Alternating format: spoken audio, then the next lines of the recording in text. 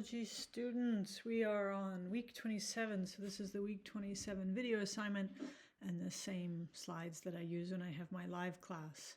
So what are we going to do today? I want to go over our schedule for next week because you're starting the first part of your last unit. So we're on unit 5 now. This is our last unit. It's broken into 2 parts where we kind of talk about our physical health and how our physical health is related to our mental health. And then the rest of Unit 5, we will look at mental disorders and the treatment of those disorders. So let's first go quickly over our schedule for next week. You'll see you can read all about Unit 5, the planning document. You have this video assignment. I'm going to tell you in a little bit here to pause the video because there's a bit of a debate I want you to have to see your thinking before we start. And then this week you're going to look at health psychology and positive psychology. You'll have a couple of assignments with how we handle stress and stress theory. And then at the end of this week, you're going to do the first part, I'm opening this up, the first part of this stress project. So you can open it up. I have it both here as a pages and a PDF. All right, so what we're looking at here is how do you handle your stress? So the first part, what you're really doing is you want to identify your stress levels and major stressors. All right, and you want to talk about your personal traits that either kind of add to your stress or reduce your stress. And you're going to identify how do you currently deal with that. And you're going to make a plan to improve. And I have lots of resources here. So that's what you're turning in at the end of this week. You're going to keep a log or journal of how your plan is working. And then after we finish Unit 5, so you have quite some time, you're going to reflect on how trying something new went. And I really don't want this to be a current coping mechanism. I really would like for you to try something new. So you'll understand better how to do the steps of this after you go through this week's work. But just so, and this video is available, you just have to watch it on YouTube. You can't watch it in that screen. So you're only working on steps 1 through 4 of the assignment this week, and then you'll come back to this later in the course. And just make sure you're keeping the log so it's easy to finish it at the end.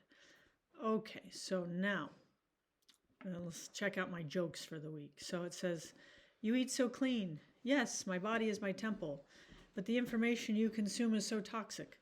Well, my mind is a dumpster." Right? So we have the idea that we have this mind and body that are different from one another are not really very accurate, right? They go together. And here's another one. "There's no easy way to say this, but long-term lack of sleep can cause a variety of health problems, even brain damage." You woke me up to say this? Right. But it's true. We saw in our sleep unit how much sleep impacts our mental health and our physical health, right? So let's take a look. I want you to kind of stop. You can pause. And for you, this in the class we would sit and discuss this a little bit, but what are the most important factors within your control to positively impact your physical health?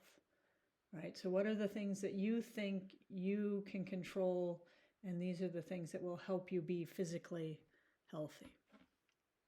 All right, and then when you're ready, just restart the video. This is what my live classes have come up, right? So exercise, that I can control whether or not I physically move. And this can easily, there's going to the gym and doing things purposefully. There's, purposefully adding in exercise in your life, or there's just making sure you move and walk, right? How can you design your day to make sure you're getting walking in as a part of your day every day, or even just, between classes. Obviously sleep, right? We've talked a lot about sleep hygiene in this course of, making sure we have a routine when we go to bed, so that we're not just, plopping down and expecting ourselves to fall asleep, but treating ourselves like parents treat babies, right? You go through a relaxing routine so that when you do lay down, you're ready to go to sleep. And obviously, the less involved that your phone is in this situation, the better you will sleep. Nutrition, you do get to, as you get older, you get to pick more and more of what you eat. I remember my parents they're not examples of what one should eat. Way too much fast food, way too much eating out. And when I was about 14 and I was playing basketball, I realized that I needed to take more control over this. And I didn't know how to cook. I didn't know how to do anything, but I figured out how to make rice, broccoli, and chicken. And I think I ate that meal 3 or 4 times a week until I started to learn how to cook more things. All right. Some people say social stability. I would argue sometimes this is not in your control, but the degree to which it can be, right? Stress, we're going to talk a lot this week, and you're going to learn how, yes, the situation, but also personal factors. And obviously, avoiding any sort of drug use is going to impact your physical health quite a bit. And we can see how these things, that mental and physical health, completely work together. If you're one who has a common headache, this is a real indicator of high stress and anxiety.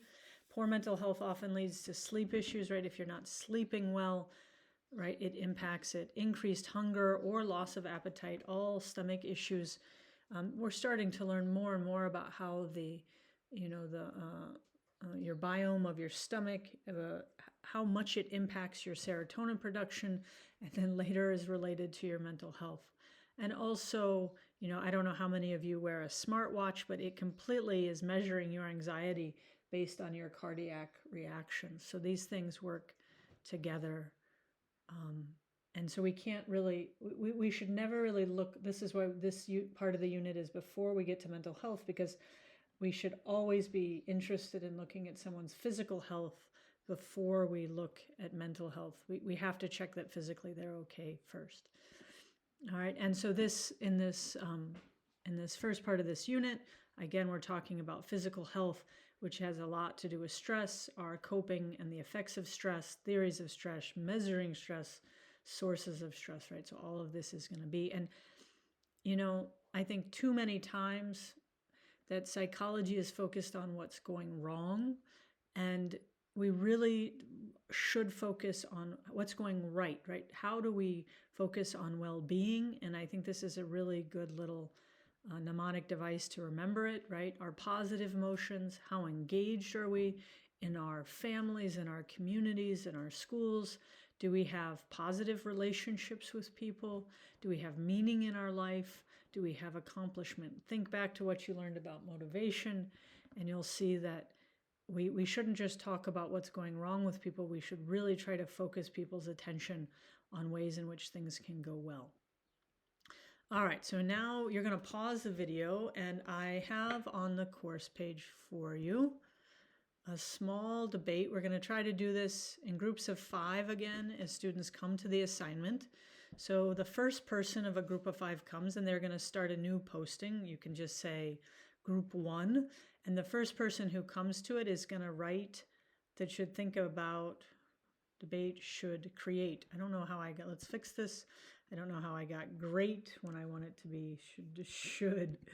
Let's fix should create a thesis arguing for, right? So we're talking about what causes a situation to be stressful. That's our debate. So 1, you could argue that the situation or the event itself causes something to be stressful, or 2, personal factors of the individual have made the event stressful. So you have to pick. I know it's a combination. We do this all the time with nature nurture, right? But I want you to kind of pick one. The first person who comes to the group is going to pick one of these to write a thesis for, and then the next 4 people are going to either support or refute that thesis. So everybody's going to just make one posting for this. You can make more postings if you want to keep discussing, but make one posting. So pause the video, go work on the discussion, and then when you're done, restart the video and we'll finish it. All right. So I think you'll see that I like this. You're going to see this a couple times. I like this visual a lot because stressor mountain is the thing. Stressors exist, right? I have to take the ACT next weekend. That is a stressor in my life. That is true, right? So now we have a couple things that happen. We have the good things, right? Joy, right? Over here. The stress hardy, emotional intelligence, right? So somebody is thinking, okay, I have to take the ACT this week, And although it's meaningful, it's probably not going to make or break my life completely, right? Or they go this direction, right? And this is what creates real chronic stress, is a lot of negative, irrational self-talk. And we're going to talk about these as ANTs. I like this a lot. It stands for automatic negative thinking, right? So we have these, or automatic negative thoughts. So when we have these thoughts that come in, and we're going to look at these because we can actually classify these things take something that was stress, and then instead of us getting over it rather quickly, we make a mountain out of a molehill, right? So we make something much worse than it is. All right, so let's look at these ANTs. And I want you to think about these. One of the things I ask you to turn in is which of these are really me? Right? And I have the whole thing. This comes from this website. If you want to go to it, you can see very clever how these were created. So I brought them up bigger here, right? All or nothing Allen, right? So this is a black and white perspective where things are seen as either perfect or complete failure. There's no room for shades of gray. For example, thinking that if you're not perfect at your job, you're a complete failure. So if we go back to that ACT example, I either get a 32 or I haven't done well on this at all, right? Labeling Larry involves categorizing oneself or others based on a single behavior or characteristic. I'm a failure, right? You label yourself as a failure based on a single mistake or even a perceived failure. So you miss one question, I've done terrible on this, and then you check out for the rest of the ACT, right? So you got to be careful with that. All right, maybe you're minimizing Molly. It occurs when someone downplays or diminishes the significance of a situation or event. For example, you keep saying, it's no big deal when people congratulate you. So this is where you've been successful and you can't take credit for that, right? Or I don't have the... Fortunately, I didn't catch the whole name of this one, but predictive thinking or mind reading. So is a cognitive distortion that involves making negative predictions or assumptions about the future without any concrete evidence or basis. I just know I'm going to fail, right? So you set yourself up before you even start. All right, a control fallacy, Charlie. So believe that you either have complete control over a situation or you have no control at all. For example, feeling responsible for someone else's happiness or concluding that you can't do anything to improve your circumstances, right? So seeing either I can control this or I can't control this. Discounting the positive Dean, minimizing or dismissing positive experiences or achievements as inconsequential or invalid, right? So you did something and then, oh, that doesn't matter, right? It's a lot like the minimizing, right? Ant. All right, so overgeneralization, Oscar. Making general conclusions based on a negative experience or instance. For example, if one job interview goes poorly, they'll all be bad, right? Or mental filter, Mary, focusing on the negative aspects of a situation while ignoring or discounting any positive. My daughter does this so much. It's very difficult, right? So you get to pick. This is just like, remember when we watched the bear come in the room when we were counting basketballs, right? Almost always there's good things and bad things in any situation, and we choose whether we're counting the good or the bad, right? So I want you to go back through. You can pause the video and try to think to yourself, in what ways, what are my ants, and how do these make my stress worse? And you can use this when you work on the project this week. All right, we're almost done. So what's the rest of this unit going to look like? So we have 1 week on physical health and positive psychology. And then the rest of unit 5, we're going to focus on abnormal psychology, right? Which is, we're going to look at the history of it. The DSM is how we diagnose these things. We're going to look at the different disorders, and then we're going to look at how we treat this, right? So this is how we're going to spend the last couple weeks of the course. So for today, make sure you do the discussion. You can tell me what you wrote down here, and you can discuss with me your ants, and then make one or two statements. What do you hope to learn in this unit? Is there anything that you think you really know that's going to help you? Are there questions that you have that you really hope we address? All right, I thank you for your time.